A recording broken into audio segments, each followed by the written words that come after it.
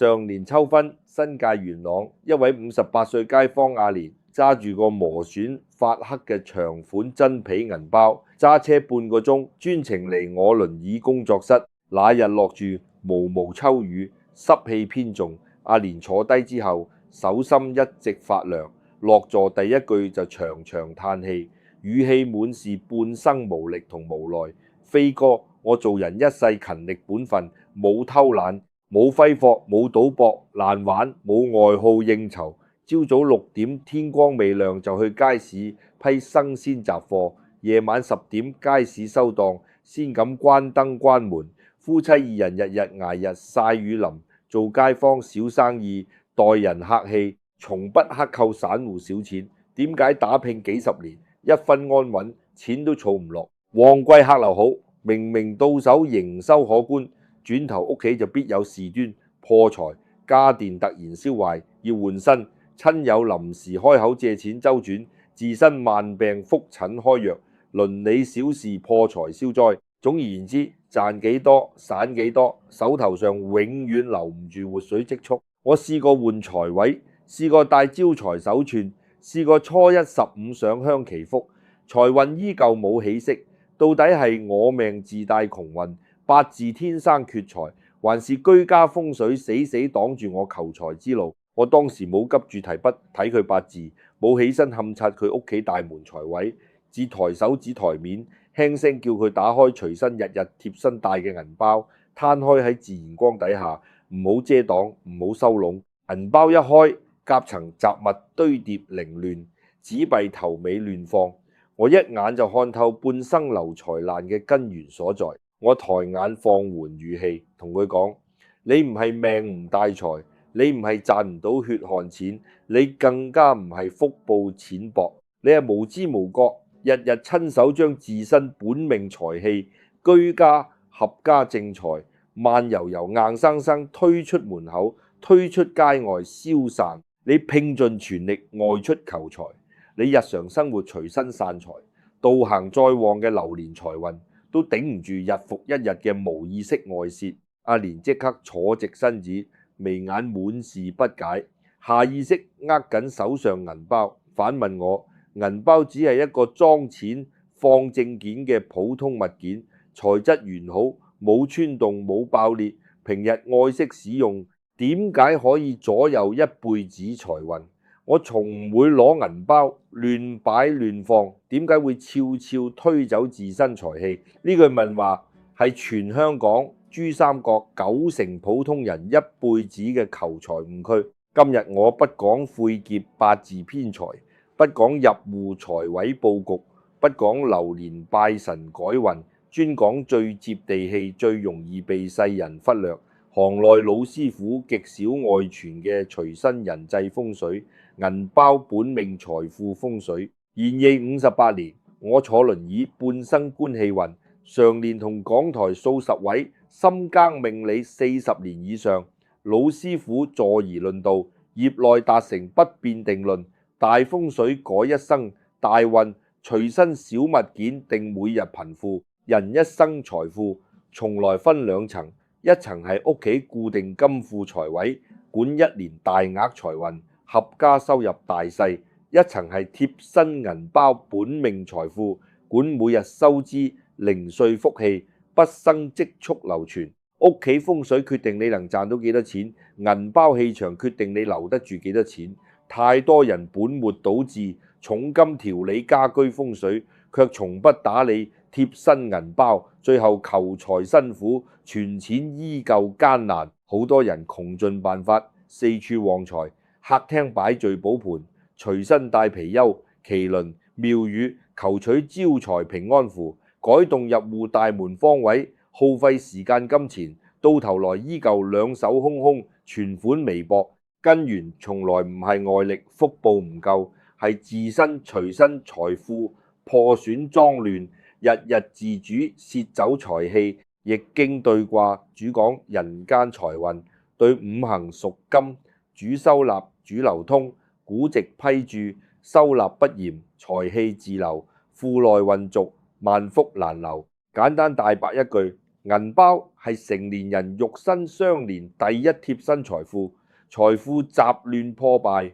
道行再高風水再靈符咒，都幫你留唔住一分血汗錢財。尤其中年40歲往後花甲前後求財之人，命格財運徹底定型，賺錢體力逐年下降，賺錢人脈慢慢固化，賺錢成本越來越高，每一分收入都係熬時間耗心力換嚟，更加要用心守住銀包氣場，護住半生家底。今日直白叮囑所有老友，不論你平日用厚重真皮銀包、簡約帆布銀包、摺疊短款銀包，甚至常年只用手機電子錢包，只要載體之內留住耗財敗運之物，唔好心軟留戀，唔好心存僥倖，即刻全部拎出嚟，徹底丟掉清理，多留一日，財氣外泄一日，長年累月存放，一輩子存錢難，賺財難，守財難。這一生賺到再多錢財，都係過路流水財，終究不屬於自己。最先要講，世間最普遍，人人都會偷懶囤積嘅破財雜物，就係過期作廢、早已斷鏈、完全無用嘅各類卡片、票據呢類物件，一張都唔好留戀流傳。我每周工作室接診、電台連線答疑，每日都會睇無數街坊隨身銀包，10個普通人銀包，8個夾層都塞滿無用廢件、過期餐飲會員卡、倒閉停業商鋪優惠券、失效小區停車月卡、過期覆診醫療單據、1年以上冇私聊往來之人嘅名片、作廢交通充值卡、已經註銷停用嘅舊銀行卡、過期商超充值券，厚厚一疊壓實堆疊，塞滿銀包，側邊夾層隱秘隔層，平日懶得抽空整理，長年累月緊貼現金存放，俗氣日日侵染財氣。好多街坊心底執念太重，習慣性節儉飾物，心底默念薄薄一張卡片，唔佔空間，唔愛使用。萬一日後臨時有用，隨手丟掉太過可惜。就呢一念捨不得，一念貪心執念，悄無聲息，直接破掉自身一輩子穩固財富。偏偏絕大多數人渾然不覺。轉頭講返元朗雅年嘅銀包，單單側邊夾層足足17張作廢卡片，5年前倒閉茶樓美食券，早年打工離職公司工牌，2年前過期停車小票，失聯親友聯繫方式卡片，全部密封存放銀包，內層緊貼紙幣擺放。我當時指着呢堆雜物，輕聲同佢對話：你而家明白點解你賺快錢極易，守住揾錢極難？錢財來得輕易，走得更加輕易。阿蓮輕輕搖頭，語氣依舊，疑惑：我真係唔覺得幾張廢紙卡片可以撼動財運，純粹瑣碎雜物點會關聯家底福氣？我用市井大白話解讀易經氣場原理：舊物承載舊氣運，廢卡自帶凶耗煞氣。但凡過期作廢、失去使用價值嘅物件，五行氣場全部歸於虛空、破敗、停滯、無用。銀包天生為聚財養福之地，氣場而乾淨、而新鮮、而流通、而專一，最忌破敗、虛空、停滯、雜亂。人間錢財天性喜靜不喜雜，喜流通不喜堵塞。無用廢卡常年霸佔銀包固有財位，等同於李家金庫正門日日求財，後院堆滿垃圾漏財，前門進多少，後門散多少。仲有一個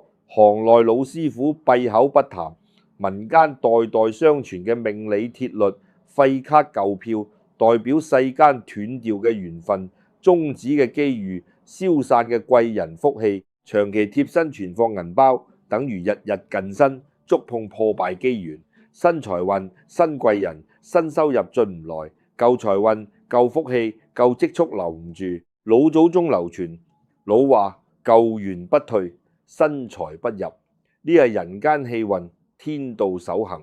冇任何人可以特例避開。我分享一單港島銅鑼灣鬧市商戶真實個案，完全可查可追溯。店主61歲，臨街經營港式茶餐廳20年，廚藝地道，街坊口碑極好。平日待客大方和善，旺季節假日客流爆滿，單日營業額十分可觀。但奇怪，20年如一日，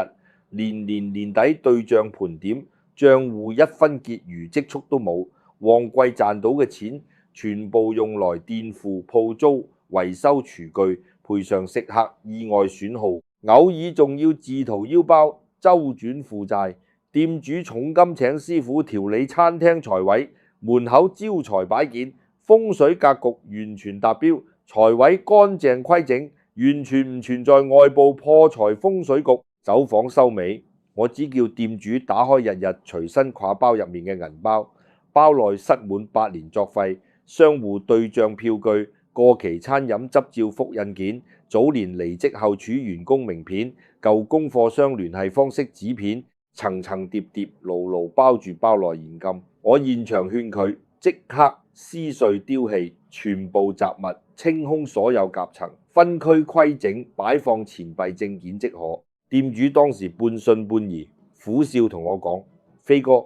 求財辛苦半生，破財20年，單憑清幾張廢紙整理銀包就可以扭轉存錢運勢，未免太過簡單，我實在難以信服。我平和回佢：風水大道向來至簡不繁，你日日將乾淨財氣同破敗衰氣堆放相容，財氣天性嫌棄污濁雜亂，自然向外逃走游離。你主動清空雜物，淨化財富空間，等於疏通財運出入口，留住游走財氣，錢財自然安分停留，扎根聚福。事隔4個月，店主主動致電電台廣東廣西節目回訪，語氣滿是驚喜感慨。自從徹底清空銀包、廢卡雜物、無端意外破財，幾乎清零。不熟親友隨意開口借錢嘅次數大幅變少，餐廳廚具損耗、零碎開銷直接減半。短短4個月，傳到往年埋頭苦幹一整年先積賺到嘅積蓄，財運安穩踏實，肉眼可見向好。呢就係最樸素嘅守財道理。銀包雜物一日不除，世間萬般旺財手段全部無用。但凡過期、失效、無用、徹底斷絕緣分嘅卡片票據，不必留戀，不必囤積，不必心存僥倖，即刻取出丟棄，先可以騰出新空間，接納新財運，除開無用雜物。平日裏破損殘舊、污損折角嘅錢幣，同樣係悄悄耗散本命財氣嘅元兇，萬萬不可長期收納喺銀包之內。好多街坊天生勤儉心軟，一輩子捨不得糟蹋財物，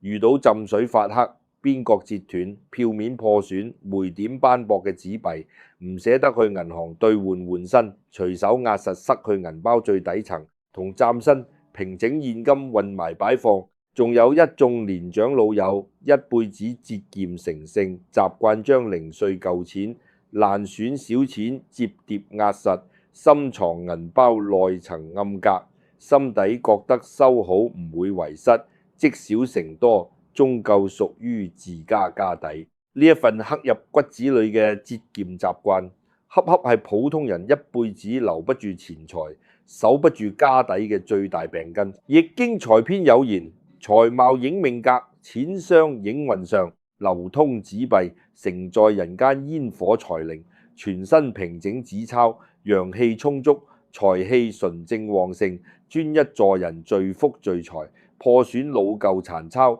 陰氣厚重，氣場衰敗滯劫，天生帶人耗運散財。新舊錢幣長期運放相容，純正旺氣會快速被衰敗，衰氣同化，成個銀包氣場下沉，個人招財、守財能力直接減半，再旺運勢都難以兜底。我港台研義講學多年，總結一條萬人應驗嘅守財鐵律：但凡年年有餘、存款安穩、常有貴人幫扶旺財之人，隨身銀包永遠乾淨整潔，只擺放平整乾淨嶄新紙幣。反觀負債纏身、月月透支、零碎破財不斷、入不敷出之人，銀包大多髒亂不堪，殘鈔雜物堆疊成團，財氣四散無依，仲有90%後生唔知曉嘅求財禁忌，流通紙幣為國之通貨，連通天地，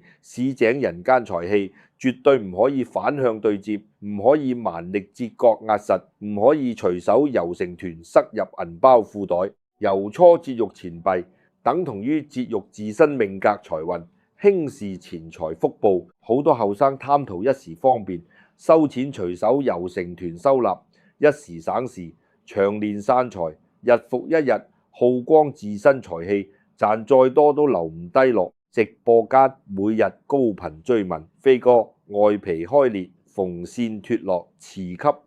扣唔實嘅舊銀包，仲可以將就繼續使用嗎？我毫不含糊直白回應，銀包邊角開裂，外皮破洞，縫線脫落，磁吸閉合不嚴，內裏夾層破損，任意佔一樣，零閒勿用，盡快更換全新銀包。破損銀包等同於破損金庫，金庫穿孔漏風，財氣順勢外流，錢財注定守唔住。節儉本係修身好品德，但節儉到將就破損財富，消耗自身福報，就係愚善好己，得不償失。最後一樣，人情裹挾最深，世人最容易心軟踩坑，破財力度最狠嘅物件就係外人轉手贈送俾你嘅二手舊銀包。與此同時，自己專屬銀包之內，亦唔好長期存放旁人相片、旁人證件、旁人貼身私物。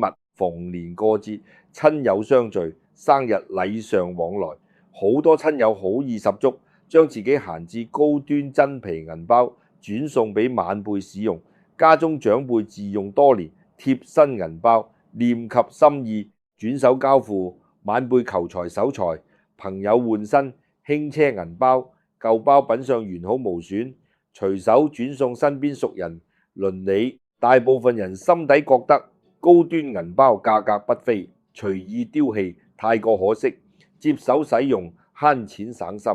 仲係親友真心心意，無傷自身財運，大錯特錯。呢一件事係貼身財運頭等大忌，破壞力遠超雜物，殘損錢幣，悄無聲息掏空家底福氣。我放慢語速，誠懇同所有街坊對話講明，任何人長年貼身自用嘅銀包，日夜貼合肉身，早已深度給付持有人全部命格氣場、貧富因果、流年得失、人際是非。別人用過嘅舊銀包，承載嘅係別人過往破財坎坷、負債壓力、是非紛爭、高低起落運勢，氣場根深蒂固，難以淡化清除。業內隱形規矩，自身財運順遂、家底豐厚之人，極少會將自用聚財銀包轉送外人。但凡主動轉送出手嘅自用銀包，大多係主人當年轉運避災、擺脫窮運、剝離霉運之時刻意捨棄嘅載體。換句話，市井大白話，別人淘汰送出嘅舊銀包，裝住嘅係別人想要丟掉嘅衰運、窮運、破財運。你欣然接手使用，等於全盤承接對方剝離嘅俗氣霉運，對方卸掉嘅財劫壓力，全部平移轉嫁到你身上。去年冬季，沙田一位已婚女士私信連線談心，語氣委屈無奈，飛哥家婆真心疼我，將自用5年真皮品牌銀包送我，話材質厚重，自帶穩財氣場，幫扶晚輩旺夫妻財運。我感念長輩好意，一直安心使用，接手足足1年，不單止冇旺財聚財，反而夫妻口角變多，合夥小額投資虧損，網購衝動透支，信用卡月負債透支。從前夫妻合力可以存錢，而家收支持平，月清零欠債。我唔想辜負長輩心意，但財運一路走低，日日心煩。我內心回復點撥，長輩心意無價暖心，但天地氣場無情不分人情。長輩一輩子節儉保守，求財安穩求穩，佢長年銀包氣場內斂拘謹，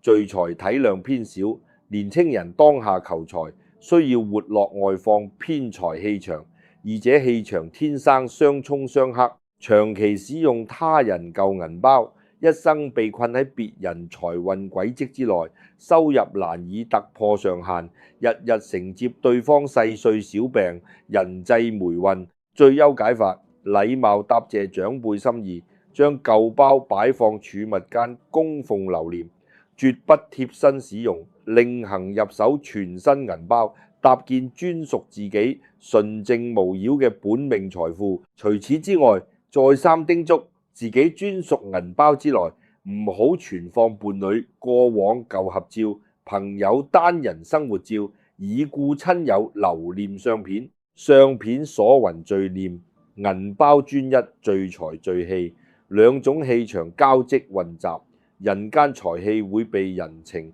執念牽絆困住，錢財為情停留，不為你求財手福停留。想要靜心存錢，安穩聚財，銀包只留存本人身份證，自用銀行卡即可。氣場乾淨純粹，專一吸納四方財氣。講到呢度，直播間電台連線，老友順勢接連發問，貼合實時互動，談心語感，句句都是普通人求財心結。街坊發問：飛哥，我已經徹底清理銀包，全部耗財雜物，往後日常細碎小動作要點樣做？守住周身財氣，杜絕財氣往外街外泄。平日使用銀包有咩好習慣護住家底？我結合易經古法收納篇，無償教大家幾式零成本無花費，日日可踐行嘅守財小動作。不用上香祈福，不用佩戴法器，不用改動家居佈局，養成日常習慣，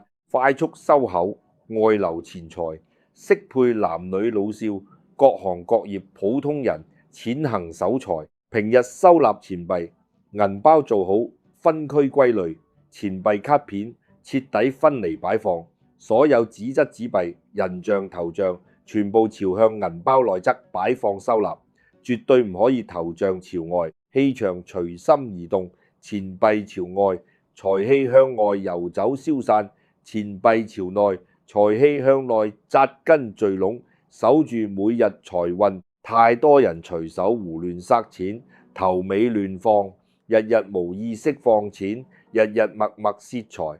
大半輩子渾然不知。入夜天黑之後，絕對唔好攤開銀包，點數現金，對賬核算收支，翻看錢包雜物。天黑夜色屬純陰氣場，燈火浮動，散財耗福。入夜翻包數錢，極易招惹市井細碎陰煞之氣，家財難以過夜流傳。老一輩代代相傳，老話財不露夜色，夜財不留家，完全貼合易學陰陽氣場規律。想要打理錢財，清點收支，盡量選白日天光充足之時，天光陽氣護身，清點錢財，聚財效果翻倍。隨身銀包唔好隨手擺客廳、台面、地面、地板、入戶玄關位置。台面眾人指指點點，議論打量，口舌殺氣，耗散錢財福氣。地面地氣卑賤，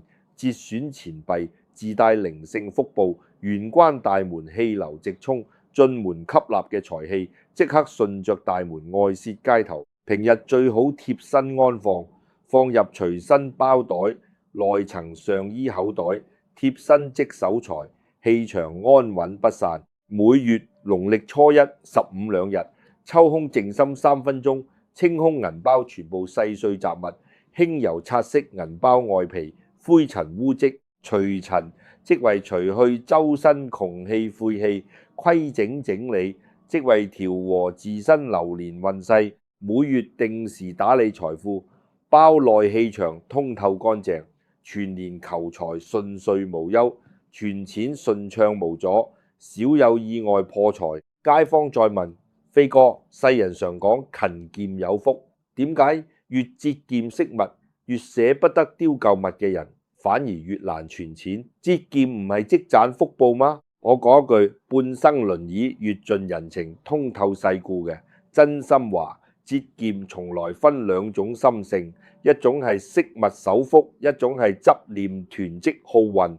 惜物係愛惜完好無損物件，合理使用，善加利用；囤積係執念破爛舊物、無用雜物，捨不得捨棄，捨不得斷捨離。心底執念破爛貪戀無用舊物，本身就係固化窮相氣場，心念不敢捨棄破敗，財運就不敢奔赴而來。你敢於主動丟掉破敗耗財雜物，先騰得出心境氣場，接納嶄新大額財運。你死死守住一堆廢卡爛錢舊物件，就會天然擋住上門貴人，天降橫財，天地氣運循環往復。有捨先有得，放空運續舊財富，先容納乾淨新錢財。後生專屬發問，而家全民無紙化支付，常年只用手機，不用實體銀包。要點樣守住線上財運，唔破財，能存錢，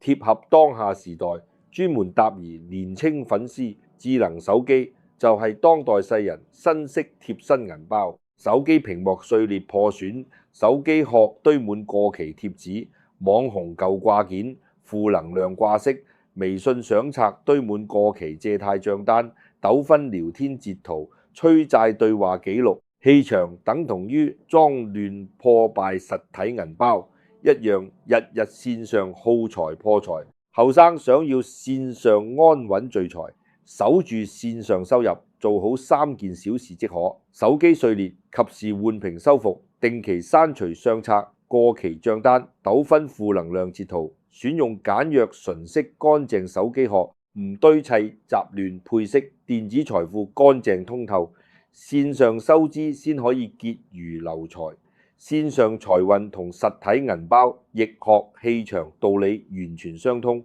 最後放下命理術語，拋開風水門道，講返人間財運本心，貼合我半生輪椅養病、慳人求財嘅心底感悟，走心共情收尾。太多人一生勞碌求財，一生向外求索，求神明保佑，求風水改運，求貴人提攜，求機遇翻身，四處奔波消耗心力，越外求越清貧，越求財越缺錢。其實人間財運從來唔在外求，只在內守。你日日貼身攜帶嘅銀包，就是你一生財運最真實嘅縮影。乾淨有序，財氣安分紮根，雜亂污濁，福氣四散逃離。唔好一邊拼盡全力早起謀生，低頭賺錢，一邊偷懶放任雜物，執念舊物，親手放走財氣。唔好一味羨慕旁人存款豐厚，晚年無憂。旁人懂守財，懂斷捨離，懂護住自身氣場。你隨性散漫，心軟亂舊，日日竊財。旁人及時捨棄破敗，你執念囤積耗福。人與人最終貧富差距，先天命格只佔3分7分，全靠日常待人接物、打理隨身物件嘅取捨細節。從今日聽完本期真話開始，即刻抽空翻開自己隨身銀包，3分鐘清理全部耗財敗運之物，收回日日外泄街頭嘅本命財氣，關好一輩子貼身財富。往後辛苦賺到嘅每一分血汗錢，都可以安穩流傳，紮根聚福，家底日漸加厚，合家衣食無憂，整年無破財，無是非，財運穩步上揚。